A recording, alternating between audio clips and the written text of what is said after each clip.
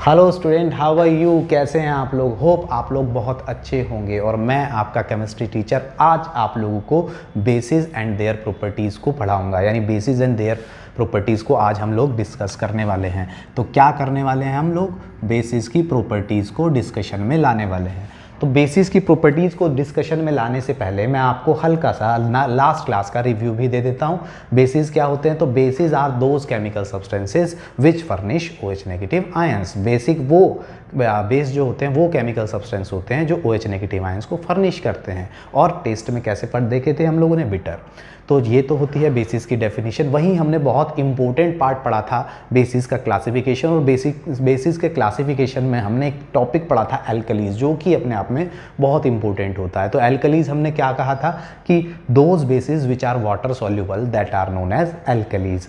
And alkalis के लिए एक लाइन और हमने यूज़ करी थी, एक नोट बना के मैंने आप लोगों को लास्ट क्लास में कहा था कि नोट बना के कवर कर लेना कि all bases are alkali, all alkalis are bases but all bases are not alkali. ठीक है, यानी सारी एल्कली बेसिस होती हैं। All alkalis are bases but all bases are not alkalis. ठीक है, तो उसके बाद हम बात कर रहे हैं आज प्रॉपर्टीज़ की। तो प्रॉपर्टीज़ ऑफ बेसिस के पर हम प्रॉपर्टीज़ बेसिस को दो पार्ट्स में बांट देते हैं, दो पार्ट्स में क्लासिफिकेशन कर देते हैं। और हमारे पास जो दो पार्ट्स का क्लासिफिकेशन होता है, फर्स्ट होता है physical properties of basis, physical properties of basis, और सेकंड होता है chemical properties of basis, chemical properties of basis. अब फिजिकल प्रॉपर्टीज़ ऑफ बेसिस क्या होती हैं या केमिकल प्रॉपर्टीज़ ऑफ बेसिस क्या होती हैं, तो इसको भी थोड़ा सा समझ लेते हैं। इन दोनों में डिफरेंशिएट क्या है? तो फिजिकल प्रॉपर्टीज़ का मतलब होता है कि जब हम किसी केमिकल सब्सटेंस की कलर के बेस पर, शेप के बेस पर, साइज़ के बेस पर, टेस्ट के बेस पर, नेचर के बेस पर, बॉइलिंग पॉइंट, मेल्टिंग पॉइंट या डेंसिटी के बेस पर उसको डिफाइन करते हैं, तो वो प्रॉपर्टीज़ क्या कहलाती हैं? Physical properties of the basis. वहीं पर जब हम किसी सब्सटेंस को उसके केमिकल नेचर के बेस पर डिफाइन करते हैं कि वो केमिकल सब्सटेंस का मतलब है कि वो केमिकल नेचर का मतलब है कि वो सब्सटेंस किसी दूसरे सब्सटेंस के साथ रिएक्ट होकर क्या बनाएगा, कुछ बनाएगा या नहीं बनाएगा, और जो बनाएगा वो क्या बनाएगा, तो तब ऐसी प्रॉपर्टीज़ को क्या बोला जाता है? केमिकल प्रॉपर्टीज़ बोला जाता है। यानी जब वो किसी के साथ केमिकली रिएक्ट होकर कोई प्रोडक्ट, नया प्रोडक्ट बनाता है, तो वो केमिकल प्रॉपर्टीज़ कहलाती हैं। और फिजिकल प्रॉपर्टीज़ में हमें देखना होता है कि कलर, शेप, साइज़, ठीक है, तो वो क्या कहलाता है? फिजिकल प्रॉपर्टीज़ कहलाता है। तो बेसिस की फिजिकल प्रॉपर्टीज़ तो कोई खास आपके सिलेबस में है नहीं, तो एक दो प्रॉपर्टीज़ हैं। फर्स्ट कि बेसिस आर, फर्स्ट प्रॉपर्टी है bases are bitter, bases are bitter in taste, bases are bitter in taste means bases जो होते हैं टेस्ट में कैसे होते हैं? बिटर, बिटर मीन्स कड़वे। नेक्स्ट प्रॉपर्टी की अगर हम बात करें तो होता है bases are soapy to touch. ठीक है, सोपी टू टच। अब ये क्या होता है? तो bases are soapy to touch का मतलब है कि बेसिस जो होते हैं नेचर में कैसे होते हैं? सोपी नेचर के होते हैं। सोपी नेचर का मीन्स जैसे आपने टेल्कम पाउडर देखा है, जो आप पाउडर यूज़ करते हो, जब आप उसको टच करते हो तो कैसा होता है? बड़ा स्लिपरी सा होता है। तो सोपी टू टच का मतलब कुछ इस तरीके के होते हैं। ठीक है, थर्ड अगर हम बात करें, दे टर्न्स रेड लिटमस, दे टर्न्स रेड लिटमस ब्लू, दे टर्न्स रेड लिटमस ब्लू। हमने स्टार्टिंग में पढ़ा था इंडिकेटर्स के में वाली क्लास में कि बेसिस जो होते हैं वो रेड लिटमस को किस में कन्वर्ट कर देते हैं? ब्लू में कन्वर्ट कर देते हैं। ऐसा ही नहीं है कि हमने लिटमस के केस में पढ़ा था, हमने और भी पढ़े थे। हमने फिनोफ्थलीन के केस में भी पढ़ा था कि जो फिनोफ्थलीन होता है एक इंडिकेटर होता है। ठीक है, फिनोफ्थलीन जो होता है हमारे पास क्या होता है? फिनोल्फथेलीन। ठीक है, फिनोफ्थलीन जो होता है हमारे पास वो क्या होता है? वो जो इंडिकेटर होता है उसका अपना नेचुरल कलर कैसा होता है? कलरलेस। लेकिन जब ये बेस के कांटेक्ट में आता है तो ये कलरलेस किस कलर में कन्वर्ट हो जाता है? पिंक कलर में। तो जब फिनोफ्थलीन पिंक कलर का हो जाता है तो वो किसकी वजह से होता है? बेसिस की वजह से। ये हम लोगों ने देखा था। वहीं पर हम लोगों ने एक टर्म और देखा था, और वो टर्म क्या था कि अगर हम कहें कि मिथाइल ऑरेंज, एक हमारे पास इंडिकेटर क्या था? Methyl orange. मिथाइल ऑरेंज का अपना कलर कैसा होता है? तो वो ऑरेंज कलर का होता है। और जब ये इस पर बेस कांटेक्ट में आता है तो बेस इसके कांटेक्ट में आने पर मिथाइल ऑरेंज का ऑरेंज कलर किस में कन्वर्ट हो जाता है? येलो कलर में। तो ये भी बेस का ही नेचर होता है। तो ये सारी फिजिकल प्रॉपर्टीज़ हैं, मैंने बताया था कलर के बेस पर, शेप के बेस पर, टेस्ट के बेस पर, ठीक है। तो क्या प्रॉपर्टीज़ कहलाती है? Physical properties. तो फिजिकल प्रॉपर्टीज़ क्या हैं बेसिस की? Bases are bitter in taste, taste में कड़वे होते हैं। Bases are soapy to touch, talcum powder जैसा होता है, यानी सोपी स्लिपरी होते हैं टच में। और ये रेड लिटमस को ब्लू कर देते हैं, मिथाइल ऑरेंज को ऑरेंज से येलो कर देते हैं, फिनोल्फ्थलीन को कलरलेस से पिंक कर देते हैं। तो ये इसकी क्या है? बेसिस की प्रॉपर्टीज़ हैं। इसके बाद बारी आती है बेसिस की केमिकल प्रॉपर्टीज़ की। तो केमिकल प्रॉपर्टीज़ की अगर हम बात करें तो बेसिस की फर्स्ट केमिकल प्रॉपर्टीज़ होती है reaction with metal. Reaction with metal यानी बेसिस जब मेटल के साथ रिएक्ट करते हैं तो क्या फॉर्म करते हैं? तो हम कहेंगे when bases are reacts with metal they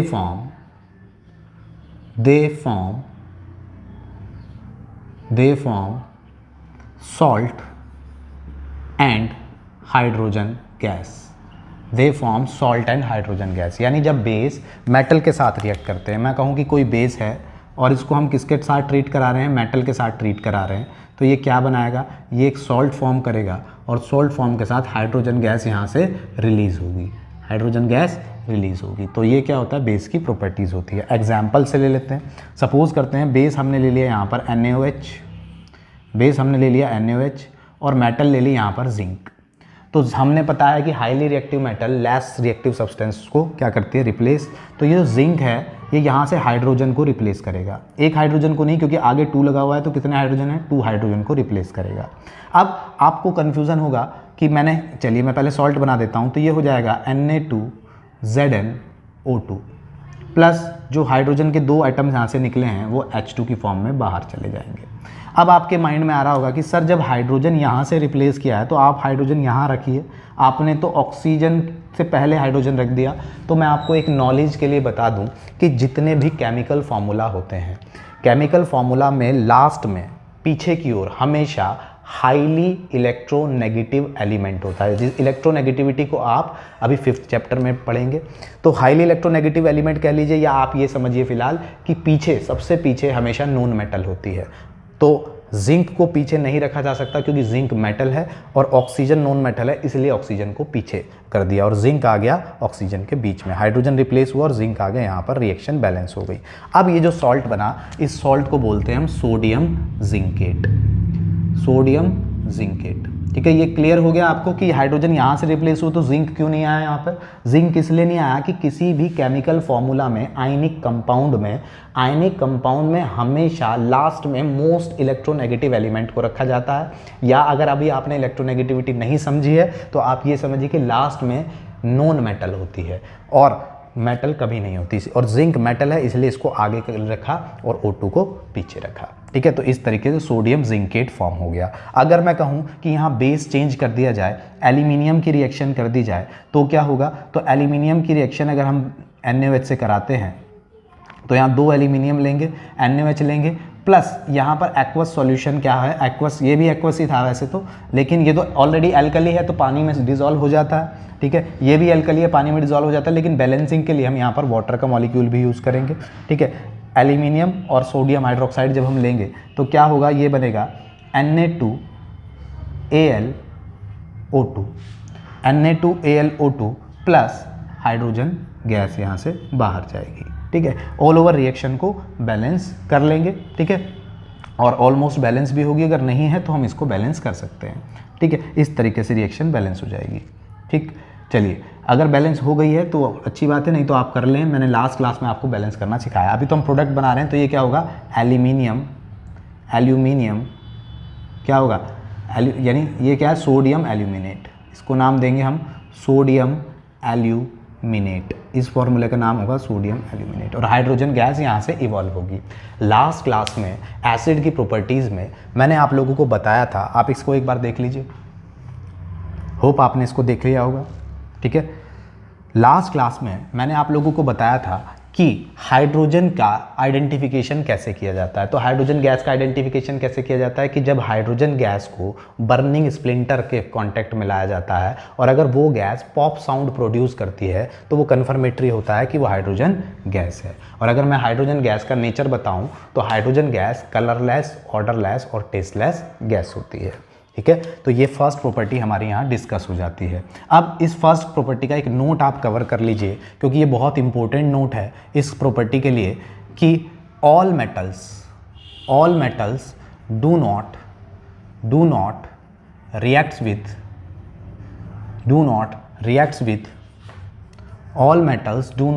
with किसके साथ? बेसिस के साथ। सारी मेटल बेसिस के साथ रिएक्ट नहीं करती हैं। क्लियर हो जाता है? All metals do not react with basis. ठीक है, अब वो कौन कौन सी मेटल्स हैं जो बेसिस के साथ रिएक्ट नहीं करती हैं? तो आपकी कॉपर है, आपकी सिल्वर है, आपकी क्रोमियम है, ये वो मेटल्स हैं जो बेसिस के साथ रिएक्ट नहीं करती हैं। तो आप इनको कवर कर लें कि सारी मेटल्स बेसिस के साथ रिएक्ट नहीं करती हैं। आप इसको लिख लीजिए। फिर हम अब चल रहे हैं नेक्स्ट प्रॉपर्टी की ओर और हमारी नेक्स्ट प्रॉपर्टी होगी reaction with metal oxide. Reaction with metal oxide, basis की रिएक्शन किसके साथ करा रहे हैं हम? मेटल ऑक्साइड के साथ, या फिर हम कहें कि non metal oxide. Reaction with non metal oxide, non metal oxide के साथ रिएक्शन करा रहे हैं। किसकी? नॉन मेटल ऑक्साइड के साथ किन की रिएक्शन करा रहे हैं? तो बेसिस की रिएक्शन चल रही है। अब नॉन मेटल ऑक्साइड कौन कौन से हो सकते हैं? जैसे आगे नॉन मेटल हो और पीछे ऑक्साइड ऑक्सीजन लगा हो तो इसे नॉन मेटल ऑक्साइड बोलते हैं। जैसे CO2, जैसे SO2, ये सब क्या है? नॉन मेटल ऑक्साइड है। जैसे NO2, ये सारे के सारे क्या है? नॉन मेटल ऑक्साइड है। नॉन मेटल आगे है और पीछे ऑक्सीजन लगा हुआ है, इसलिए हम इसे क्या बोलते हैं? Non metal oxide. अब इनके साथ रिएक्शन करानी है। किसकी? नॉन मेटल ऑक्साइड की बेस के साथ। तो सपोज करते हैं बेस तो हमने ले लिया यहाँ पर NaOH और CO2, ठीक है, कार्बन डाइऑक्साइड। अब NaOH और CO2 लिया है तो क्या होगा कि हमने 2 मॉलिक्यूल NaOH के ले लिए। तो यहाँ होता क्या है कि देखिए, आपको एक ट्रिक बता रहा हूँ कि जब भी आपको ऑक्साइड की रिएक्शन करानी है और आपको समझ नहीं आ रहा कि क्या होगा, तो समझ नहीं आ रहा तो आप उस ऑक्साइड में पानी मिला दीजिए। उस ऑक्साइड में पानी मिला दीजिए। पानी का मतलब वाटर ऐड कर दीजिए। तो यहाँ अगर मैं इनको केवल एडिशन करूँ तो हाइड्रोजन कितने हैं? 2, कार्बन कितना है? 1, ऑक्सीजन कितने हैं? 3। तो क्या बन गया? कार्बोनेट बन गया, नहीं बन गया? हाइड्रोजन कार्बोनेट, यानी रियल एसिड आ जाता है। ये रियल एसिड मिल जाता है हमें, तो ये कार्बोनेट मिल गया। मीन्स यहाँ से हमें पता लग गया कि क्या रिलीज होगा? हाइड्रोजन अलग होगी और कार्बोनेट अलग होगा। तो क्या होगा यहाँ से आप हाइड्रोजन अलग कर दीजिए और कार्बोनेट अलग कर दीजिए। तो ये कार्बोनेट जो CO2 है ये किस में कन्वर्ट हो जाएगा? CO3 में। कहाँ से पता लगा? यहाँ से। तो क्या बन जाएगा हमारे पास? ये CO2 एज इट इज़ जाके यहाँ जुड़ जाएगा और ये बना देगा Na2CO3। Na2CO3। जब Na2CO3 यहाँ से चला गया तो हाइड्रोजन कितने? 2 हाइड्रोजन थे, वो दोनों बाहर चले गए। ठीक है, और अगर हम बैलेंस करते हैं तो 2 ऑक्सीजन और 2 ऑक्सीजन 4 ऑक्सीजन है और यहाँ केवल 3 ऑक्सीजन है। तो 1 ऑक्सीजन किसके साथ आई होगी? वाटर के साथ। तो वाटर का मॉलिक्यूल बाहर चला गया। इस रिएक्शन का स्टेटमेंट क्या होगा? तो हम कहेंगे कि when non metal oxides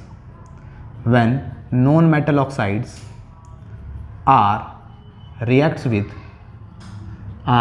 with bases, when non-metal oxides reacts with bases, they form salt and water. यानी जब नॉन मेटल ऑक्साइड, ये क्या है? बेस है। ये क्या है? ये नॉन मेटल ऑक्साइड है। जब नॉन मेटल ऑक्साइड बेस के साथ रिएक्ट कर रहा है तो क्या बन रहा है? Salt plus water. तो इस तरीके से रिएक्शन कंप्लीट हो जाती है कि जब कोई बेस किसी नॉन मेटल ऑक्साइड के साथ रिएक्शन करता है तो एक सॉल्ट बनता है और एक वाटर बनता है। और सॉल्ट में कार्बोनेट बनेगा, वो इंडिकेशन कहाँ से मिल गया? यहाँ से। और जो मटेरियल बाहर गया, हाइड्रोजन बाहर गया और बैलेंस करने के लिए एक ऑक्सीजन की कमी थी तो हमने यहाँ हाइड्रोजन, तो क्या बनाया? कार्बोनेट और वाटर को बाहर निकाल दिया। इसी तरीके से आप बेस चेंज कर लो। सपोज करो आपने बेस ले लिया 2KOH प्लस CO2 और यही रिएक्शन कराई तो क्या बनेगा? अब बन जाएगा आपका K2CO3 प्लस H2O। तो इस तरीके से रिएक्शन कंप्लीट हो जाती है, reaction with non metal oxides. ठीक है, तो नॉन मेटल के ऑक्साइड्स की रिएक्शन हो जाती है। क्लियर हो जाती है बात? चलिए आप इसको देख लीजिए नॉन मेटल ऑक्साइड्स के केस में। अब बारी आती है आगे नॉन मेटल ऑक्साइड के बाद हम कौन सी रिएक्शंस को कवर करें, तो थर्ड रिएक्शन जो हम यहाँ डिस्कस करते हैं वो हमारे पास होती है रिएक्शन ऑफ बेसिस विद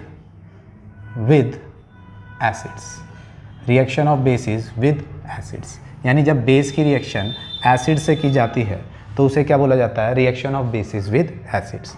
यानी हम क्या कह रहे हैं कि हम किसी बेस की रिएक्शन किसके साथ करा रहे हैं, एसिड के साथ करा रहे हैं। तो जब हम बेस की रिएक्शन एसिड के साथ कराते हैं तो फिक्स होता है कि हमें सॉल्ट मिलता है और हमें क्या मिलता है, वाटर का मॉलिक्यूल मिलता है। सॉल्ट मिलता है और एक वाटर का मॉलिक्यूल मिलता है। ये जो सॉल्ट और वाटर का मॉलिक्यूल होता है, ठीक है, इस रिएक्शन को हम एक नाम और देते हैं और वो रिएक्शन का दूसरा नाम होता है, इस रिएक्शन को हम क्या नाम दे देते हैं, न्यूट्रलाइजेशन रिएक्शन। इस रिएक्शन को मैं ऑलरेडी आप लोगों को बता चुका हूँ, वो कहाँ बताया मैंने, एसिड की केमिकल रिएक्शंस के दौरान। चलिए कोई बेस ले लेते हैं जैसे NaOH और एसिड हमने ले लिया HCl और ये आपस में ट्रीट करेगा तो NaOH जब ब्रेक होगा तो Na प्लस देगा, वहीं पर OH नेगेटिव आयंस मिलेगा। इसी तरीके से ये ब्रेक होगा तो H प्लस और ये ब्रेक होगा तो Cl नेगेटिव आयंस मिलेगा और आपको क्या मिल जाएगा, NaCl प्लस H2O। तो ये आपका सॉल्ट है और ये आपका वाटर है। तो इस तरीके से न्यूट्रलाइजेशन रिएक्शन, इस रिएक्शन को हम क्या बोलते हैं, न्यूट्रलाइजेशन रिएक्शन बोलते हैं। अब बारी आती है न्यूट्रलाइजेशन रिएक्शन में मैं आपको एक बात और बता देता हूँ, वो भी बड़ी इंपॉर्टेंट है, कहीं नोट करके लिख लेना आप इस बात को कि नॉन मेटल से रिलेटेड है, नॉन मेटल के ऑक्साइड से। तो ये क्या इंपॉर्टेंट बात है या क्या नोट है, इसको आप कवर कर लीजिए। ये नोट ये है कि all non metal oxides are acidic in nature. All non-metal oxides are acidic in nature. जैसे मैंने कहा CO2 का नेचर क्या होगा, तो एसिडिक होगा। मैंने कहा SO2 का नेचर क्या होगा, तो एसिडिक होगा। मैंने कहा SO3 सल्फर ट्राइऑक्साइड गैस का नेचर क्या होगा, तो एसिडिक होगा। मैंने कहा नाइट्रोजन डाइऑक्साइड का नेचर क्या होगा, तो एसिडिक होगा। ठीक है, क्यों, क्योंकि आगे नॉन मेटल है और पीछे ऑक्साइड जुड़ा है। आगे नॉन मेटल है, पीछे ऑक्साइड है, तो ये क्या है, नॉन मेटल ऑक्साइड।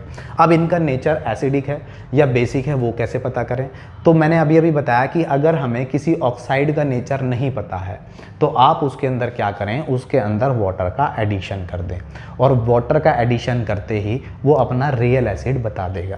यानी जैसे मैं कहूँ कि मैंने इसके साथ H2O जोड़ दिया तो H2O जोड़ते ही कितने, 2 हाइड्रोजन है यहाँ पर, 1 कार्बन है और 3 ऑक्सीजन है, तो क्या बन गया, H2CO3।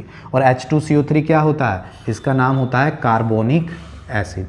इस कार्बोनिक एसिड को मैं लास्ट प्रीवियस क्लासेस में बता चुका हूँ कि ये कार्बोनिक एसिड बड़ा ही अनस्टेबल एसिड होता है जो जल्दी से स्टे नहीं कर पाता है, और ये स्टे नहीं कर पाता है अनस्टेबिलिटी की वजह से ये वापस H2O और CO2 में ब्रेक हो जाता है। ठीक है, ये मैं आपको प्रीवियस क्लासेस में बता चुका हूँ। तो इन शॉर्ट हमें एसिड पता लग गया। इसी तरीके से अगर H2SO मतलब SO2 में H2O फॉर्म मिला दूँ, ऐड कर दूँ, तो क्या होगा, H2SO3। अब ये जो H2SO3 होता है इसका नाम होता है सल्फ्यूरस एसिड। आप इनको भी लिख लेना, इसका नाम क्या होता है, सल्फ्यूरस एसिड। तो मिल गया हमें एसिड, कौन सा, सल्फ्यूरस एसिड। इसी तरीके से अगर SO3 में वाटर का एडिशन किया जाए तो SO3 में वाटर का एडिशन करने पर H2SO4 होता है।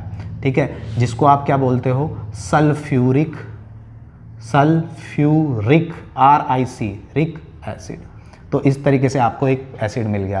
तो अगर हम नॉन मेटल के ऑक्साइड में वाटर ऐड करते हैं तो हमें क्या मिल जाता है, एसिड मिल जाता है, और वो हमें पहचान कराता है कि नॉन मेटल का ऑक्साइड हमेशा क्या होता है, एसिडिक इन नेचर होता है। एक एग्जांपल ये बचा हुआ है, इसको भी कर लेते हैं, H2O। तो क्या होगा, 2 हाइड्रोजन, नाइट्रोजन और ऑक्सीजन हो गए 3। ठीक है, 2 हाइड्रोजन, नाइट्रोजन और ऑक्सीजन हो गए 3। H2NO3 तो कुछ होता नहीं है। तो H2NO3 जब कुछ नहीं होता है तो इससे मिलता जुलता एसिड क्या होता है, इससे मिलता जुलता एसिड होता है HNO3। तो ये क्या है, HNO3 का नाम भी आपको पता होना चाहिए, और क्या नाम है, नाइट्रिक एसिड। नाइट्रिक एसिड बोला जाता है। तो इस तरीके से हमें नॉन मेटल ऑक्साइड्स के एसिड्स का पता लग जाता है। यहाँ एक और केस है, चलिए मैं एक नोट और बना के लिख लीजिए कि all non metal oxides are acidic in nature. ये बात आपको दे दी। एक्सेप्ट, यहाँ पर एक्सेप्शनल भी हैं, कुछ एक्सेप्शनल भी हैं। एक्सेप्शनल का मतलब जो नॉन मेटल के ऑक्साइड तो हैं, यानी आगे नॉन मेटल है और पीछे ऑक्सीजन जुड़ा हुआ है, लेकिन वो ना तो एसिडिक होते ना ही बेसिक होते। तो वो क्या होते हैं? वो होते हैं न्यूट्रल। न्यूट्रल का मतलब ना तो वो एसिडिक बिहेवियर शो करते हैं और ना ही वो बेसिक बिहेवियर शो करते हैं। तो जब कोई सब्सटेंस ना एसिडिक बिहेवियर शो करे और ना ही बेसिक बिहेवियर शो करे तो वो क्या कहलाता है? न्यूट्रल। जैसे न्यूट्रल में आपका आता है वाटर, ये भी नॉन मेटल का ऑक्साइड है जो कि क्या होता है? न्यूट्रल होता है। ना तो पानी एसिडिक होता है और ना ही पानी बेसिक होता है। न्यूट्रल में और कौन कौन सा आता है? तो नाइट्रोजन मोनोऑक्साइड, ये भी न्यूट्रल होता है। इसका भी कोई नेचर नहीं होता है, नाइट्रोजन मोनोऑक्साइड। नाइट्रोजन मोनोऑक्साइड के बाद आपका आता है कार्बन मोनोऑक्साइड, ये भी नेचर में कैसी होती है? न्यूट्रल होती है। ठीक है, तो H2O, NO, CO और बहुत सारे ऑक्साइड्स होते हैं जो मैं आगे आप लोगों को बताऊंगा, वो क्या होते हैं? नेचर में न्यूट्रल होते हैं। तो इस तरीके से ये आपके ऑक्साइड्स भी कवर हो जाते हैं। वहीं पर ऐसा नहीं है कि नॉन मेटल ऑक्साइड्स को ही आप पानी मिला के पहचान सकते हो, आप मेटल ऑक्साइड को भी वाटर का एडिशन करके पहचान सकते हो। चलिए ये वो भी बता देता हूँ। जैसे मेटल का ऑक्साइड है, कोई मेटल है और उसके पीछे ऑक्साइड है, तो ये क्या बन गया? मेटल का ऑक्साइड। और मेटल का ऑक्साइड हम पढ़ते हैं, जब नॉन मेटल का ऑक्साइड नेचर में एसिडिक होता है तो मेटल का ऑक्साइड नेचर में बेसिक होता है। और अगर मेटल का ऑक्साइड नेचर में बेसिक होता है तो हमें कैसे पता लगे ये बेसिक है? तो इसमें ऐड कर दो वाटर। जब हम इसमें वाटर ऐड कर देंगे तो ये बन जाएगा MgOH का होल ट्वाइस। और जब ये MgOH का होल ट्वाइस बन जाएगा तो अभी तो बेस पढ़ा है कि मैग्नीशियम हाइड्रोक्साइड क्या होता है? एक बेस होता है। तो पता लग गया कि MgOH के होल ट्वाइस, एक्चुअल में हम ये पता करते हैं कि इसी से ये बना होगा। जब इसमें से पानी निकाल दिया गया होगा तो वो ऑक्साइड बन गया होगा। ठीक है, जब हाइड्रोक्साइड में से वाटर रिमूव कर देते हैं तो वो क्या बन जाता है? उसी चीज़ का ऑक्साइड बन जाता है। तो ये जब ये बेसिक है तो ये इससे ही तो बना है, तो इसलिए इसका नेचर भी कैसा होगा? बेसिक होगा। कोई और एग्जांपल ले लो। ऐसा नहीं है, जैसे मैंने कहा Na2O और Na2O में H2O ऐड करता हूँ तो ये हो जाएगा 2NaOH, यानी फिर एक बन के आया बेस। अब ये बेस बन के आया तो इसका मतलब क्या है? इसका नेचर भी क्या होगा? बेस। इस हाइड्रोक्साइड में से जब वाटर रिमूव कर दिया गया तो ये वाला बेस फॉर्म हो गया। तो इस तरीके से ये हमारी बेस की प्रॉपर्टीज़ कंप्लीट हो जाती हैं। अब बेसिस में क्या आता है कंप्लीट होने के लिए? तो केवल और केवल यूजेस। चलिए हम लोग यूजेस को भी कवर कर लेते हैं। यूजेस तो बच्चों बेसिस के बहुत सारे होते हैं और बेसिक आप अब नॉर्मल यूजेस आप अपनी बुक में पढ़ भी लेंगे, तो वो तो कोई इतना इंपॉर्टेंट पार्ट है नहीं। मैं केवल एक दो यूजेस बता देता हूँ आपको, खास यूजेस जिनको मुझे बताने की मुझे लगता है कि आपको पता होने चाहिए। ठीक है, तो हम लोग बात कर रहे हैं अब uses of non metal. Uses of non metals की हम लोग यहाँ पर बात कर रहे हैं। तो यूजेस ऑफ नॉन मेटल्स में जनरली पहला इंपॉर्टेंट यूज़ कहाँ है? पहला इंपॉर्टेंट यूज़ कहाँ है? जैसे मैंने कहा था कि मेटल के ऑक्साइड क्या होते हैं? बेसिक। मेटल के ऑक्साइड क्या होते हैं? बेसिक। तो मेटल के ऑक्साइड का बेसिक होता है जैसे CaO। CaO को हम एक और नाम देते हैं लाइम। CaO को हम देते हैं लाइम, और लाइम माने होता है चूना। अब हमारी भाषा में क्या है? वो वाइट वाला चूना। वो वाला चूना नहीं कि चूना लगा दिया, है ना, वो नहीं, वाइट वाला चूना जिसकी वाइट वॉशिंग होती है। तो लाइम इज़ यूज्ड। लाइम क्या है? एक बेस है। अभी तो बताया था मेटल का ऑक्साइड है, और सारे मेटल के ऑक्साइड क्या होते हैं? बेसिक। और नॉन मेटल के ऑक्साइड एसिडिक। तो ये मेटल का ऑक्साइड है तो क्या है? बेस। तो ये एक बेस है। तो लाइम इज़ यूज्ड, चूना को यूज़ किया जाता है, इज़ यूज्ड। कौन यूज़ करते हैं? Lime used by farmers use करते हैं to neutralise the acidic behaviour, to neutralise the acidic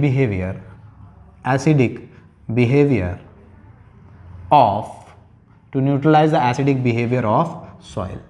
कई बार क्या होता है कि हमने आपको ने छोटी क्लासेस में पढ़ा है एसिड रेन। तो जब बहुत ज़्यादा एसिड रेन होती है तो मिट्टी में एसिडिटी बढ़ जाती है, एसिड का अमाउंट बढ़ जाता है। और ज़्यादा एसिड का अमाउंट अगर मिट्टी में होगा तो हमारी जो हम कहें कि क्रॉप्स हैं, खेती है, वो अच्छी नहीं हो पाएगी। तो किसान क्या करते हैं? उसमें क्या करते हैं कि लाइम मिला देते हैं। लाइम का नेचर कैसा है? बेसिक। और मिट्टी में क्या है? एसिड। और अभी भी पढ़ा था एसिड और बेस आपस में मिलकर क्या कर लेते हैं? न्यूट्रलाइजेशन, न्यूट्रल कर देते हैं। सॉल्ट बना देते हैं, न्यूट्रल कर देते हैं, ठीक है, ना एसिडिक रहती ना बेसिक रहती। तो इसका मतलब क्या है कि यहाँ लाइम का यूज़ किया जाता है, ये बड़ा इंपॉर्टेंट यूज़ था जो आपको पता होना चाहिए, पूछा जाता है बोर्ड में, ठीक है। नेक्स्ट यूज़ भी आपको बड़ा इंपॉर्टेंट बता रहा हूँ, used as bases used as antacid. Antacid, अब ये एंटासिड क्या होता है, तो हमारी बॉडी में कई बार एसिडिटी हो जाती है, ठीक है, एसिडिटी हो जाती है, यानी जब हम अपनी भाषा में बोलते हैं जलन हो रही है ना, जलन हो रही, अरे मम्मी छाती में जलन सी हो रही, तो वो जो जलन सी हो रही है वो क्यों हो रही है, वो जो एसिडिटी, यानी हमारी बॉडी में HCl, आप बायो में पढ़ेंगे कि HCl बहुत ज़्यादा बॉडी में प्रोड्यूस होता है। जब नॉर्मली प्रोड्यूस होता है तो कोई प्रॉब्लम नहीं होती, जब ज़्यादा प्रोड्यूस होने लगता है तो बॉडी में एसिडिटी हो जाती है। और जब बॉडी में एसिडिटी हो जाती है तो उस एसिडिटी को ख़त्म करने के लिए हम क्या करें, क्योंकि बॉडी में क्या हो रहा है, एसिड, और अगर हम कोई बेस खा लेंगे तो अभी पढ़ा था एसिड और बेस आपस में रिएक्ट करके न्यूट्रलाइज कर देते हैं, सॉल्ट बना लेते हैं और न्यूट्रल हो जाते हैं। तो क्या होता है, हम क्या है, बॉडी के अंदर तो एसिडिक नेचर है, किसकी वजह से, HCl की वजह से, और हमने दवाई की फॉर्म में जो हम एंटासिड, जितनी भी एसिडिटी को ख़त्म करने की दवाई आती हैं, जो जैसे आप बोलते हो डायजीन है ना, गैसोफास्ट है, इनो है, या कुछ भी है, उसके अंदर क्या होता है, बेस। कौन सा बेस होता है जनरली, मैग्नीशियम हाइड्रोक्साइड। तो जब ये है बेस और ये है एसिड, एसिड और बेस आपस में रिएक्ट करेंगे तो क्या करेंगे, न्यूट्रलाइजेशन रिएक्शन, सॉल्ट बना देंगे। और ये क्या होगा, तो इसीलिए बेसिस कहाँ यूज़ किए जाते हैं, एज अ एंटासिड। जितनी भी एंटासिड मार्केट में आती हैं, जितनी भी एसिडिटी को ख़त्म करने की दवाइयाँ मार्केट में आती हैं, वहाँ पर उसके अंदर क्या डाला होता है, बेस, और जनरली कौन सा, मैग्नीशियम हाइड्रोक्साइड। तो ये आपको पता होना चाहिए, ये इंपॉर्टेंट था। इसी तरीके से आंट स्टिंग, आंट स्टिंग का मतलब कई बार चींटी, चीटा, ततैया काट लेता है। तो जब चींटी, चीटा या ततैया हमें काट लेता है तो हमारी बॉडी में जलन होना शुरू हो जाती है, उस जगह पे जलन होने शुरू हो जाती है। तो वो जो जलन होती है उसका रीज़न है कि वो जो चींटी, चीटा, ततैया ने काटा है, वो उसने हमारी बॉडी में एक एसिड छोड़ दिया है। और कौन सा एसिड छोड़ दिया है, फॉर्मिक एसिड। फॉर्मिक एसिड, जब ये एसिड हमारी बॉडी में चला गया तो हमें जलन होने लगी। अब हम क्या करें, हम इस पर कुछ ऐसा कर लें कि ये न्यूट्रल हो जाए। तो हम इस पर क्या यूज़ कर लें, बेस। तो जब जलन होती है तो दादी माँ का नुस्खा है कि भाई इस पर बेकिंग पाउडर लगा लो। बेकिंग पाउडर, बेकिंग पाउडर क्या होता है, या बेकिंग सोडा, जिसको हम कास्टिक सोडा भी बोलते हैं, ठीक है, baking soda, sodium hydrogen carbonate. अगर हम इस पर ये लगा दें, ये एक बेस है, ठीक है, और बेस लगाते ही एसिड और बेस आपस में फिर न्यूट्रलाइज होंगे और वो जलन ख़त्म हो जाएगी। तो इस तरीके से ये यूजेस होते हैं, खास यूज़ थे जो मैंने आपको बता दिए। बेसिक यूज़ तो आप बुक्स में से पढ़ सकते हैं। चलिए मिलता हूँ आपसे नेक्स्ट वीडियो में। Thank you very much.